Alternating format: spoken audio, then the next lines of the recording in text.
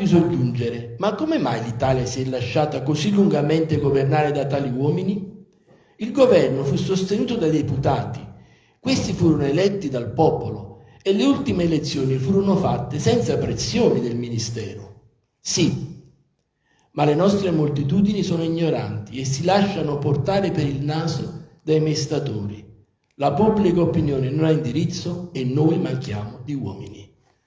È impressionante, sembra scritto stamattina. Pasquale Villari, 1866. Probabilmente aveva anche delle noti divinatorie, perché voglio dire, siamo nel 2024 e questo pezzo va ancora benissimo. Di nuovo buonasera a tutti. Come diceva Giada, il tema di questo nuovo libro è il piemontesismo. Con questo libro io inauguro una collana di quaderni, cioè di libri molto agili, anche piuttosto brevi, ma centrati su singoli temi, mentre nel libro precedente ho fatto una panoramica generale di quello che è accaduto dal 1860 fino ad oggi. Stasera parliamo di questo fenomeno, il piemontesismo. Il piemontesismo fu un fenomeno all'epoca importante e del quale si parlava moltissimo. Ne parlavano gli storici dell'epoca, ne parlavano i politici, ne parlavano i giornalisti dell'epoca. Poi con il tempo questo termine è finito direttamente nel dimenticatoio, come tutte le cose negative successive al 1860. C'è stata una rimozione di tutto ciò che di negativo è accaduto dopo il 1860. E questo termine, il piemontesismo, ma moltissimi quando lo leggono nel mio libro dicono: ma è un termine nuovo? Assolutamente non è un termine nuovo, è un termine vecchissimo, che all'epoca era argomento di discussione da parte di moltissimi politici. E poi con il tempo questo termine è stato dimenticato. In che cosa consiste il piemontesismo? Il piemontesismo consiste in questo: nella pretesa da parte del Piemonte, dopo l'unità, di trasferire le sue leggi alle altre parti dell'Italia senza alcuna mediazione. Queste leggi furono trasferite al resto dell'Italia in tempi brevissimi e addirittura alcune di queste leggi furono trasferite con decreto, quindi letteralmente dalla sera alla mattina. Ma il piemontesismo va ancora oltre. Non solo il Piemonte voleva governare il resto dell'Italia con le sue leggi, ma addirittura voleva che queste leggi fossero applicate da persone di sua fiducia. Quindi o sceglieva tra i locali le persone che gli stavano più vicine o mandava direttamente dei piemontesi. Questo è il fenomeno del piemontesismo. Si disse all'epoca che l'Italia era stata piemontesizzata. In realtà è proprio così, il Piemonte non considerava che fosse nata una nuova entità, il Piemonte considerava di aver ampliato i propri confini, di avere inglobato nei propri confini il resto dell'Italia. Tant'è vero che Vittorio Emanuele II rimase tranquillamente secondo come primo re d'Italia, il che è un paradosso credo unico nella storia, cioè il primo re dell'Italia è Vittorio Emanuele II. Ma lui rimase secondo non per un capriccio suo, perché proprio tutta la classe dirigente politica piemontese voleva che rimanesse secondo. Allora, io vi ho descritto il fenomeno del piemontesismo, però adesso io cedo la parola agli scrittori e agli storici dell'epoca, perché loro all'epoca hanno descritto questo fenomeno molto meglio di quanto si potrebbe fare, di quanto potrei fare io oggi, e poi principalmente poiché appunto è un fenomeno del quale oggi si parla pochissimo, i divulgatori, chiamiamoli così, divulgatori storici, in realtà divulgano delle serie di leggende metropolitane per televisione, questi termini qui non li usano proprio, sono proprio spariti completamente dal vocabolario ufficiale. Però io vi devo dimostrare che invece è un fenomeno importante, che all'epoca fece addirittura scandalo, e quindi vi leggerò 4-5 testimonianze di autori dell'epoca.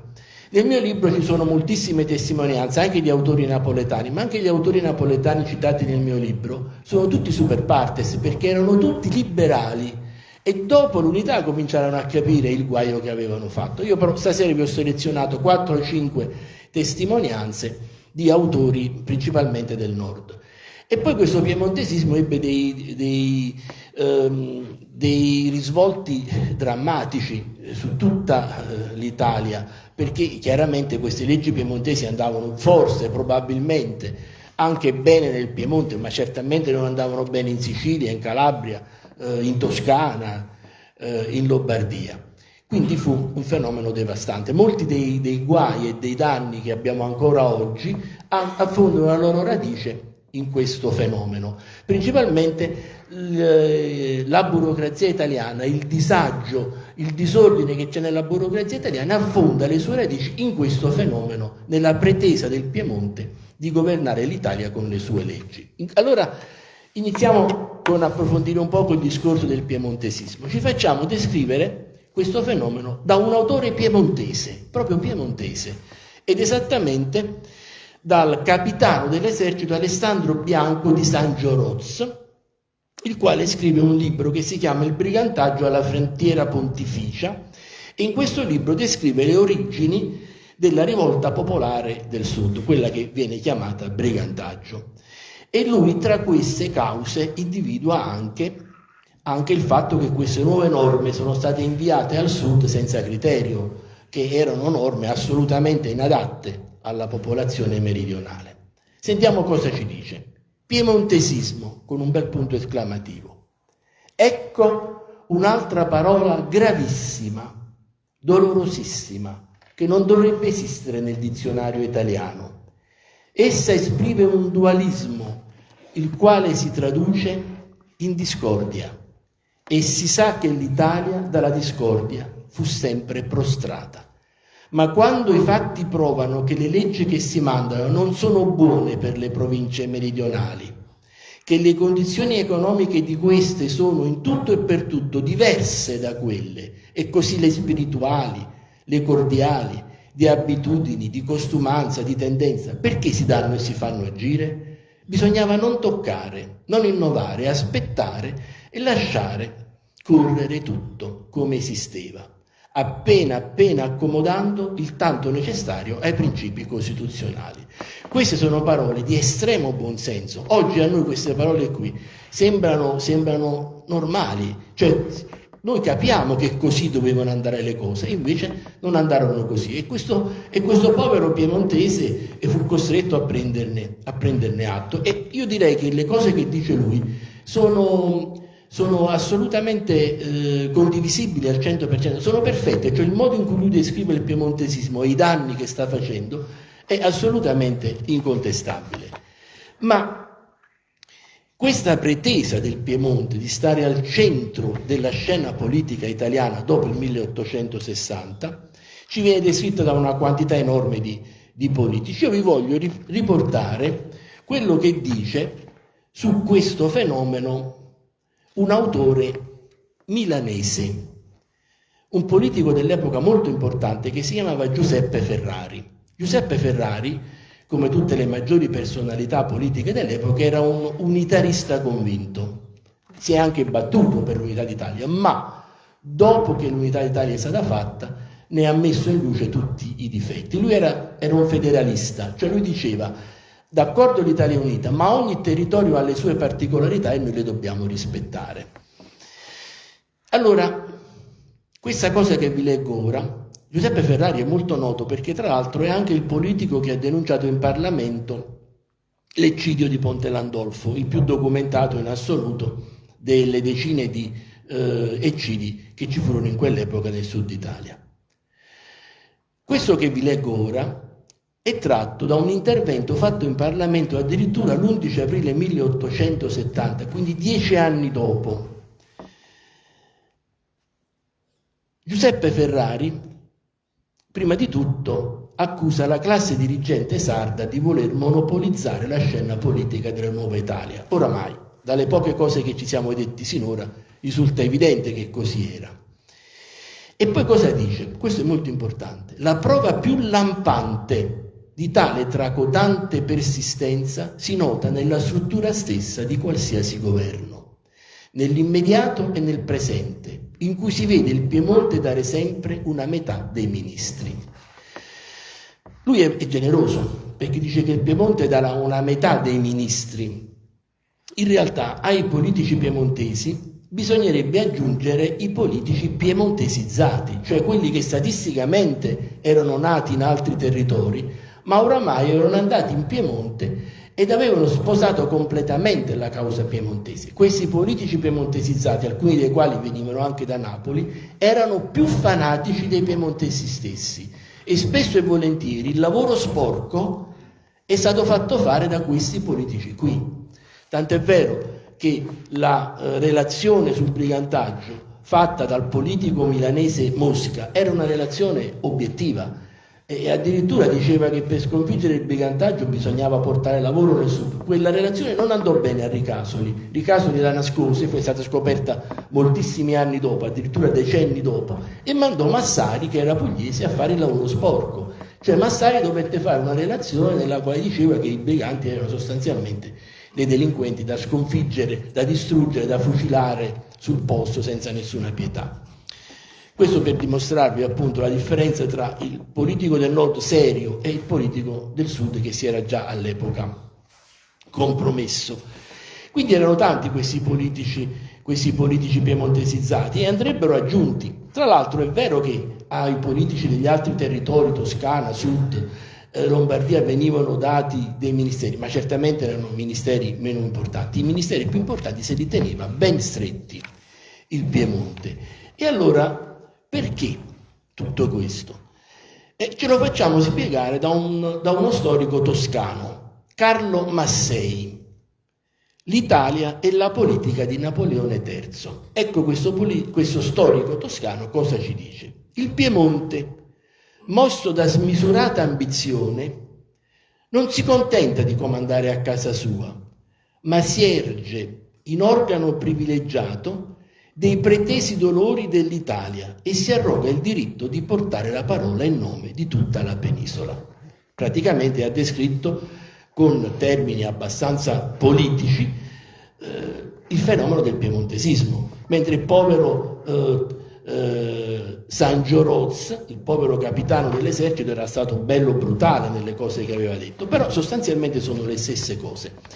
E su questo punto è interessante vedere cosa ci dice Pasquale Villari. Questo piccolo frammento lo traggo dal saggio Di chi è la colpa, scritto nel 1866, del quale tra un poco vedremo alcuni passaggi molto importanti. Per il momento ci prendiamo questo piccolo passaggio. Questa è una sacra falange, parla della classe dirigente piemontese. Pasquale Villari, uno che ha combattuto contro le due Sicilie, che si è battuto per l'unità d'Italia, ecco cosa dice della classe politica piemontese. Questa è una sacra falange che s'avanza unita e compatta, un quadrato armato di fucili ad ago, guai a chi volesse fargli contro una carica. Ma qui c'è una parola molto importante, c'è un termine molto importante, è una sacra falange, cioè loro si sentivano, come dice in un certo senso anche Carlo Massei, letteralmente investiti da questo sacro orgoglio di essere i nuovi padroni dell'Italia e non cedevano neanche di un centimetro, dovevano tenere tutto bello stretto nelle mani il potere. Adesso chiudiamo questa brevissima rassegna, ma nel libro troverete molti altri passaggi, molte altre testimonianze altrettanto interessanti. Vorrei chiudere questa brevissima rassegna di testi che ci spiegano il piemontesismo con un passaggio tratto da un discorso in Parlamento di Marco Minghetti. Marco Minghetti è uno di quei politici piemontesizzati che poi diventano più piemontesi dei piemontesi. Lui era nato a Bologna ma prese la cittadinanza torinese. Sentite il 27 giugno del 1861 cosa dice. Questa è proprio la fotografia della mentalità del politico piemontese dell'epoca. Vediamo ora le modifiche arrecate dall'annessione delle nuove province. Quando il Regno di Sardegna si è trasformato in Regno d'Italia, mi sembra che la sua posizione finanziaria sia molto migliorata. Ora, qui ci sono una serie di paradossi. È nata una nuova nazione, è nata l'Italia. Non è il Piemonte che si è trasformato, non è il Piemonte che si è trasformato in Regno d'Italia, però per loro era così. Il Piemonte si era trasformato in Regno d'Italia, aveva allargato i suoi confini e aveva incorporato gli altri territori. E poi la preoccupazione sua e dei suoi, ovviamente, colleghi politici piemontesi non era quella dell'economia della Nuova Italia, ma la loro preoccupazione era quella di salvare l'economia del loro Piemonte. E sembra che la posizione finanziaria del Piemonte sia molto migliorata dopo che si è trasformato in Regno d'Italia. È così, il Piemonte era pieno di debiti, era sull'orlo del fallimento, la bancarotta incombeva, avendo potuto mettere le mani sulle casse del Granducato di Toscana e del Regno delle Due Sicilie, risolse i suoi problemi economici. Quindi penso di aver descritto abbastanza bene, anche se molto brevemente, logicamente, il fenomeno del piemontesismo. Questo è quello che è successo in Italia dopo il 1860.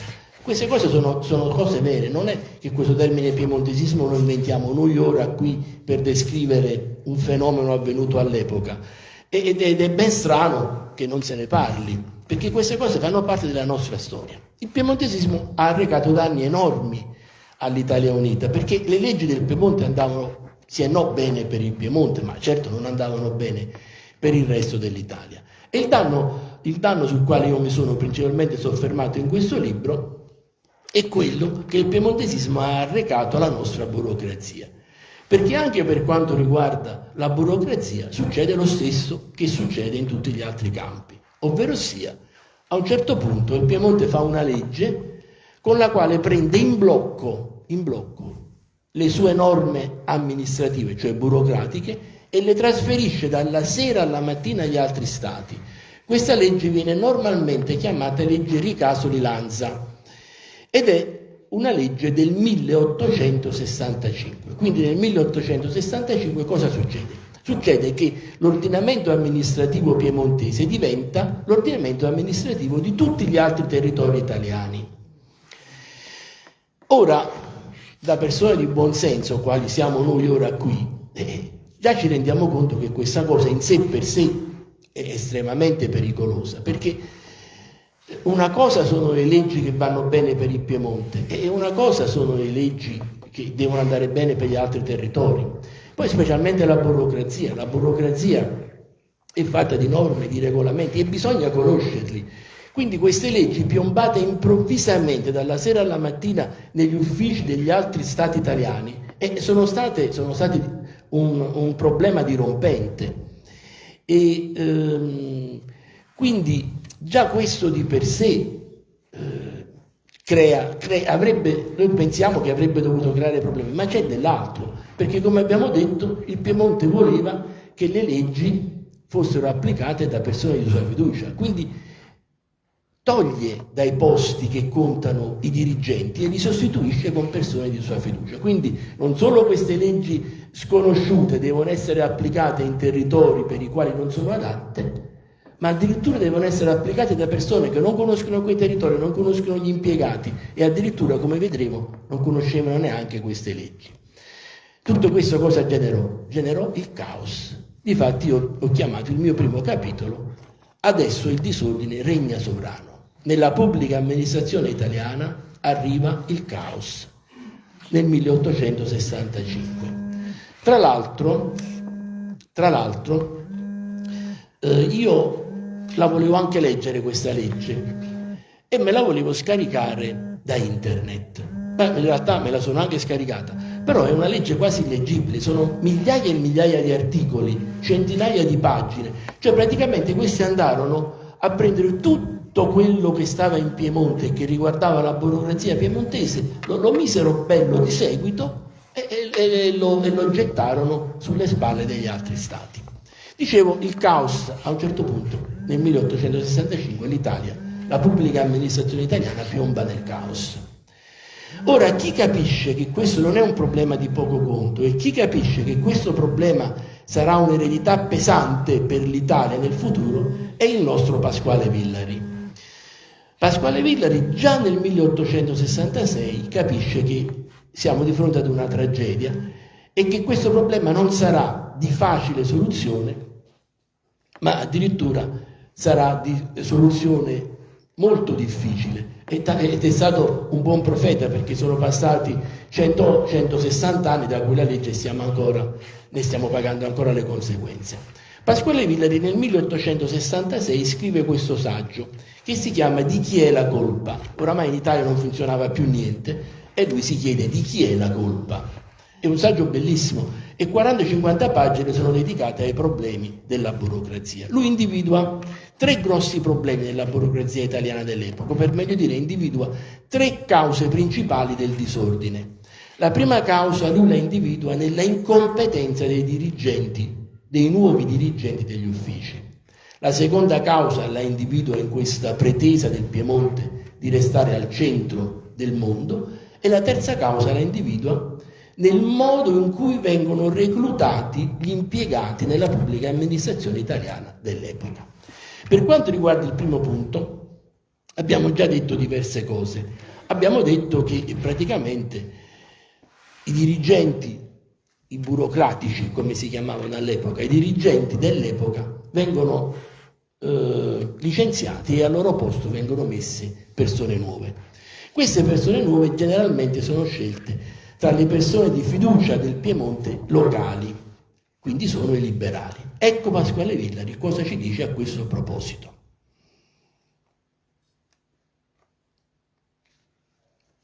La rivoluzione portava adesso i liberali al governo e negli impieghi, e ciò che li spingeva innanzi era generalmente il carattere politico, non la capacità amministrativa. Dove potevano averla acquistata? La burocrazia è una professione come un'altra che richiede studi speciali, lungo tirocinio e soprattutto lunghissima esperienza. I liberali venivano dagli esili, dalle galere, dalle cospirazioni, dal campo dei volontari e d'un tratto si trovavano nei più alti uffici, dati loro in premio delle sofferenze patite.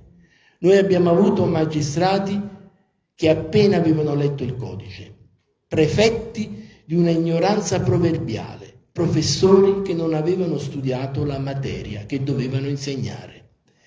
E chi volesse persuadere i liberali che l'aver pensato sempre alla libertà del proprio paese, l'averne fatto l'unica occupazione di una vita spesa nel cospirare, soffrire e combattere, li ha resi 90 volte su 100 pessimi burocratici, direbbe una verità manifesta che nessuno di loro vorrebbe credere. Qua Pasquale Villari è abbastanza spietato, perché cosa fa? Mette l'accento sulla presunzione di queste persone.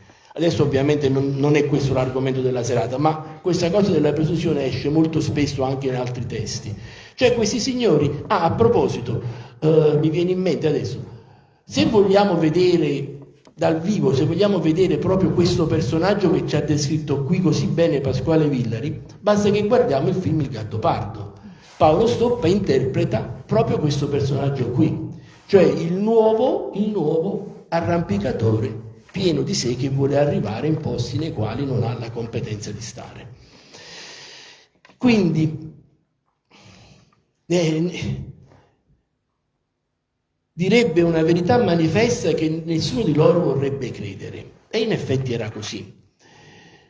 Quindi abbiamo una classe dirigente assolutamente incompetente e senza la personalità dovuta. Ma dove non si riuscivano a trovare delle persone del luogo, i piemontesi mandavano altri piemontesi, cioè il Piemonte mandava i piemontesi. Quindi si ha un'invasione di funzionari, di dirigenti piemontesi negli uffici di tutta l'Italia. Noi siamo nel sud, diciamo, negli uffici del sud, ma fu così anche in Toscana e in tutto il resto dell'Italia. E che cosa succede? Ce lo spiega Pasquale Villari. Era necessario moltiplicare il numero dei suoi impiegati, il Piemonte doveva moltiplicare il numero dei suoi impiegati, e cominciò quindi un rapido movimento di ascensione dai gradi più bassi ai superiori. Bisognava aprire scuole elementari in Sicilia e a Napoli, ma non v'erano maestri, direttori, ispettori, e bisognava fare presto. Allora il maestro elementare del Piemonte viene a dirigere la scuola ad improvvisare altri maestri. La necessità lo faceva nominare qualche volta ispettore o anche direttore di scuola normale, e così il buon maestro elementare di Torino diveniva, nell'Italia meridionale, un cattivo ispettore, un pessimo direttore. E questo lavoro si eseguì su larghissima scala, senza dare alcuna prova delle nuove ed assai maggiori capacità che i nuovi uffici richiedevano. Il caposezione fa subito il capodivisione e questi a sua volta diventa subito prefetto, e il maestro elementare insegnò nel liceo. Quindi nel medesimo tempo si vide sgovernata l'Italia, peggiorato il Piemonte e buoni impiegati diventare mediocri o pessimi, perché capaci a condurre la piccola barca del Piemonte tranquillo si trovavano incapacissimi a condurre con assai maggiori uffici la nave dell'Italia in un mare tanto burrascoso. Il paese si trovò invaso da una moltitudine sempre crescente di incapacità burocratiche che si moltiplicavano da ogni lato come locuste. Uomini vecchi e uomini nuovi, liberali, martiri e persecutori, nessuno aveva ricevuto l'educazione e il tirocinio necessario ai tempi nuovi. Queste sono parole dette nel 1866 da un osservatore dell'epoca. Cioè non sono cose scritte oggi con le quali qualcuno tenta di descrivere una cosa successa all'epoca, sono cose dette in presa diretta. All'epoca in Italia stava succedendo questo. Ma adesso c'è il passaggio chiave, quello proprio illuminante, quello che ci fa capire il vero motivo del disastro della burocrazia italiana. Ecco come continua nel suo saggio Pasquale Villari. Fra difficoltà sempre nuove, fra moltitudini sempre diverse, in una condizione di cose sempre mutabile, v'era bisogno di una grande rapidità negli affari, di una grande elasticità nei regolamenti, di 1000 espedienti e ripieghi per condurre un paese che doveva essere amministrato e formato allo stesso tempo. Ed invece, con un'amministrazione lenta, pedantesca, intricata e tenacissima delle sue vecchie tradizioni, si trovavano a condurre le cose dell'Italia coloro che avevano appena saputo amministrare il Piemonte. Questa è la realtà. Quindi noi abbiamo delle leggi che andavano sì e no bene per il Piemonte, ma delle leggi che venivano da un ordinamento giuridico lento, pedantesco, intricato e tenacissimo delle sue vecchie tradizioni. Questa è una definizione dell'ordinamento giuridico piemontese perfetta. Adesso non posso approfondire questo argomento in questa sede, ma da tantissime altre fonti risulta che le leggi piemontesi erano veramente complicate. Erano delle leggi che spesso erano il frutto di compromessi. Non erano, negli altri stati si stava più avanti. Sembra paradossale, ma è proprio così. Negli altri stati italiani le leggi erano più avanti rispetto a quelle del Piemonte, ma non ha nessuna importanza, non fa niente. A noi questo non importa. Ci importa che le leggi piemontesi cancellano tutte le altre leggi, si fa tabula rasa, tutto ciò che c'era prima non esiste più. Da questo momento in poi, dal 1865, esistono solo queste leggi. Ora, questo ordinamento amministrativo burocratico, che cosa succede? Che attraverso il tempo, perché queste leggi, questo ordinamento lento, pedantesco, eccetera, attraversa tutto il periodo sabaudo e arriva fino al fascismo. Ma il fascismo non ha pensato neanche minimamente a semplificare le cose, ma il fascismo era una dittatura. Se il fascismo voleva fare un muro da una parte, mica aveva bisogno del regolamento che l'autorizzasse, lo faceva. Quindi questi regolamenti amministrativi così allucinanti hanno attraversato tutto il fascismo e sono arrivati nella nostra meravigliosa Repubblica. E da che io ho memoria, non sono molto giovane, ma ho 67 anni, quindi ho una discreta memoria, non ho mai visto che dei ministri si siano riuniti attorno a un tavolo e abbiano detto: abbiamo un ordinamento allucinante, semplifichiamo. Chiacchiere ne abbiamo viste, ma queste leggi che hanno rovinato l'Italia, la burocrazia italiana nel 1865, hanno attraversato il tempo e sono arrivate fino ai giorni nostri. Quindi se oggi qualcuno per televisione dice che la pubblica amministrazione italiana sta inguaiata, che la burocrazia italiana sta inguaiata, se la deve prendere con queste leggi del 1865 e basta, e con nient'altro. Tutto quello che stava prima è stato azzerato. D'altro canto, la burocrazia italiana è allucinante, a Palermo come a Trieste, non è che ci siano delle differenze, quindi chiaramente ci deve essere stato un momento che ha unificato il tutto, e il momento è stato questo. Il terzo punto, Pasquale Villari dice che la pubblica amministrazione italiana sta nel caos per il modo in cui vengono assunti gli impiegati. Questa è una cosa un po' strana. Che cosa significa? Significa questo, che in Italia all'epoca gli impiegati venivano assunti per segnalazione, non esistevano i concorsi, non esistevano ancora. Segnalazione, diremmo noi oggi, raccomandazione. Negli impieghi si entra generalmente senza esami, senza dar prova di capacità, e cominciando dai gradi più infimi si suole ascendere con il tempo. Nei paesi più progrediti la selezione del personale avviene attraverso esami e concorsi, e questo sistema dà la superiorità solo all'ingegno ed alla cultura e garantisce enormi vantaggi, eliminando ogni favoritismo che minaccia di portare mali assai gravi. Queste sono le parole di Pasquale Villari. Ora qualcuno potrebbe dire, va bene, in Italia si assumeva in questa maniera perché l'Italia era arretrata rispetto alla Germania, alla Francia, all'Inghilterra. Io non credo che l'Italia all'epoca fosse arretrata. Forse socialmente era più povera, industrialmente era, ma culturalmente non era arretrata. Noi nell'Ottocento abbiamo avuto delle personalità di enorme valore che non hanno nulla da invidiare alle personalità che hanno fatto la cultura in queste altre nazioni. Allora perché in queste altre nazioni si facevano i concorsi e da noi si assumeva in questo modo? Per un motivo molto semplice, perché al potere dell'epoca serviva assumere in questo modo. All'epoca esistevano le consorterie, e la consorteria quando riusciva a mettere le mani sul governo e aveva bisogno di uomini suoi, e quindi la selezione, l'esame, il concorso non andavano per nulla bene, doveva mettere gli uomini suoi al posto giusto. Che poi questi uomini non erano neanche, voglio dire, brillanti da un punto di vista delle capacità intellettuali, allora non importava proprio, anzi gli importava di mettere delle persone non molto acute che eseguissero gli ordini e basta. Queste sono considerazioni mie, non sono considerazioni di Pasquale Villari. Quindi queste tre cause, secondo il nostro grande storico, avevano portato il caos. Ma cosa succede? Succede che in tutto questo abbiamo dirigenti che hanno paura di firmare, giustamente, perché stanno lì, non conoscono le leggi, non sanno quello, non vogliono. Impiegati che non sono capaci di fare le pratiche, leggi che nessuno capisce. È il caos. Nel caos cosa si fa? Nel caos ci si aggrappa ai regolamenti.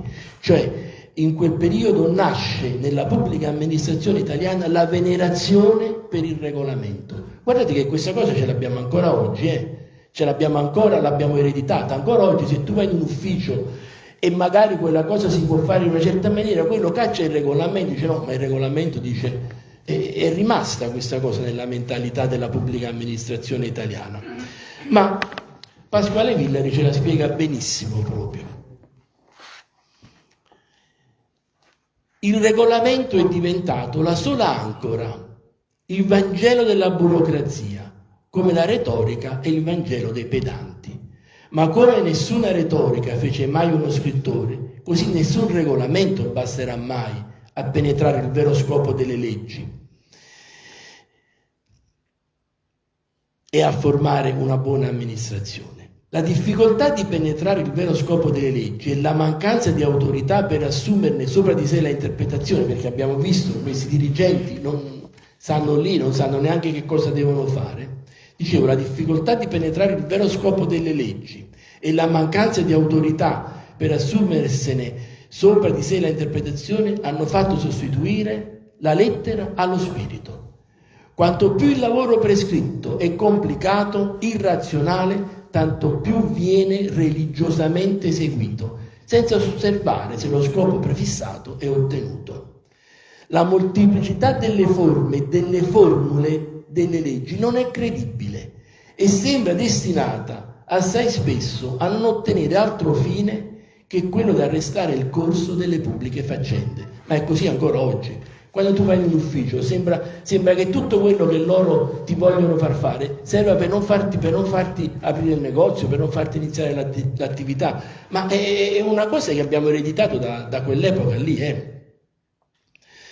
Ho visto gli agenti di una compagnia americana venuti in Italia con forti capitali per intraprendere alcune industrie fuggire disperati, dopo aver visto la serie infinita delle pratiche che bisognava fare per ottenere il desiderato permesso e le 1000 difficoltà che si dovevano superare. L'Italia, mi dissero, non è ancora un paese per gli affari, e se ne andarono. L'episodio di questa compagnia ci porta all'attualità dei nostri giorni. Questo sono io, non è Pasquale Villari. Ancora oggi numerosi episodi simili si verificano e c'è da chiedersi, e con questo mi permetto di concludere, quando tutto questo veramente finirà. Grazie.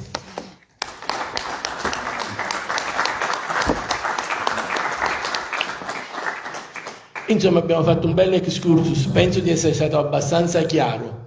Quindi quando per televisione qualcuno dice la burocrazia italiana, sono residuati borbonici, signori, vi potete fare una bella risata, non c'entra proprio niente.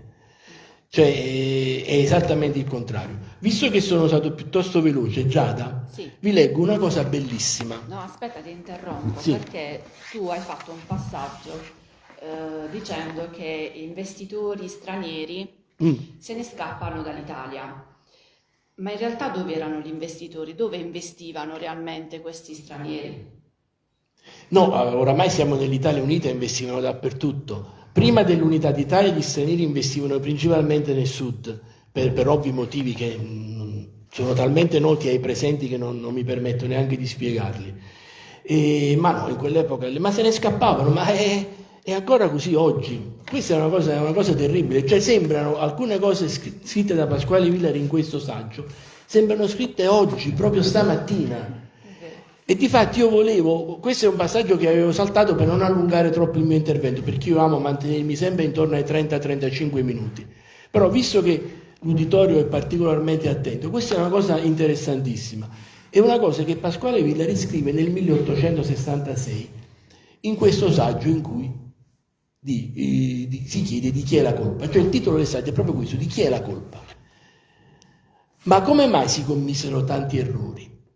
La colpa è del sistema che ci ha governato finora, 1866, erano passati solo 6 anni. Sono le consorterie, oggi noi diremmo i comitati d'affari, sono le consorterie, le malve, il piemontesismo. Vedete, insomma, all'epoca se ne parlava del piemontesismo. Sono gli uomini che hanno sempre tenuto il mestolo in mano e sempre a danno del paese. Terribile, eh? Chi comandava sempre a danno del paese, non è cambiato niente. Ora finalmente si vede chiaro dove ci hanno condotti. Ma a questa risposta viene fatto di soggiungere: ma come mai l'Italia si è lasciata così lungamente governare da tali uomini? Il governo fu sostenuto dai deputati, questi furono eletti dal popolo e le ultime elezioni furono fatte senza pressioni del ministero. Sì, ma le nostre moltitudini sono ignoranti e si lasciano portare per il naso dai mestatori. La pubblica opinione non ha indirizzo e noi manchiamo di uomini. È impressionante, sembra scritto stamattina. Pasquale Villari, 1866. Probabilmente aveva anche delle doti divinatorie, perché voglio dire, siamo nel 2024 e questo pezzo va ancora benissimo.